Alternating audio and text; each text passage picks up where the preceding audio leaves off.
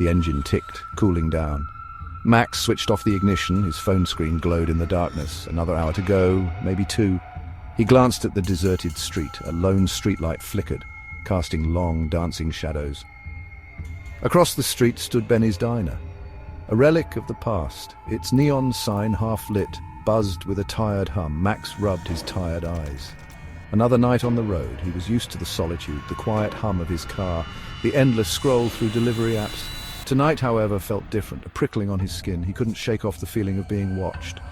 The air hung heavy and still. It carried the faint scent of rain and something else, something metallic. He rolled down the window a crack, hoping for a breeze. Only silence greeted him. A silence so profound it felt almost alive. Suddenly his phone buzzed. A new delivery request. Odd. No name, no address, just a set of GPS coordinates. Max hesitated. He usually stuck to familiar routes, but the night was slow, and curiosity tugged at him. Against his better judgment, he tapped accept. The GPS led him on a winding path away from the familiar glow of the city. The further he drove, the denser the darkness became. Streetlights gave way to thick, gnarled trees that loomed over the road like skeletal fingers. He rolled up his window. The air inside felt suddenly colder. After what seemed like an eternity, a faint light pierced the darkness. A gas station, 24 hours, the only sign of life in this desolate landscape. He pulled up to the pump, his headlights illuminating the faded paint and cracked concrete. A bell chimed as he entered the store. The air inside was thick with the smell of stale coffee and something else, something unsettling. Behind the counter stood a man, gaunt, his face pale and drawn. He looked as if he hadn't seen sunlight in years. Delivery for... Max trailed off, realizing he had no name. The cashier simply nodded, his eyes hollow and dark. He retrieved a brown paper bag from under the counter. It felt strangely cold, heavier than it should be. "Don't open it!" the cashier rasped, his voice barely a whisper. Max drove, the GPS guiding him deeper into the heart of darkness. He tried calling the number on the delivery request. No signal. He was completely cut off, alone.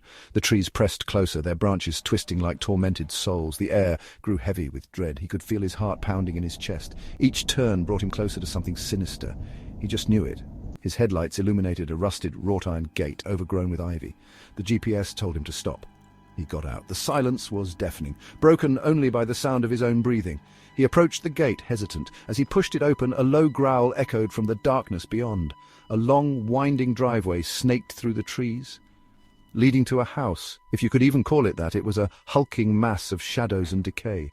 Windows like vacant eyes. A sense of profound wrongness emanated from its very core.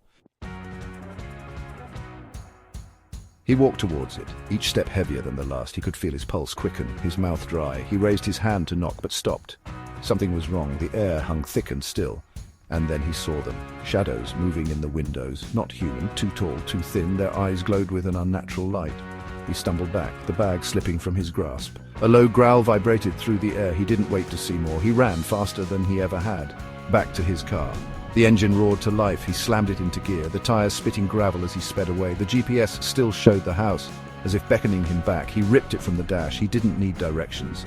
He just needed to escape. He didn't stop driving until he reached the familiar lights of the city. Safe, or so he thought.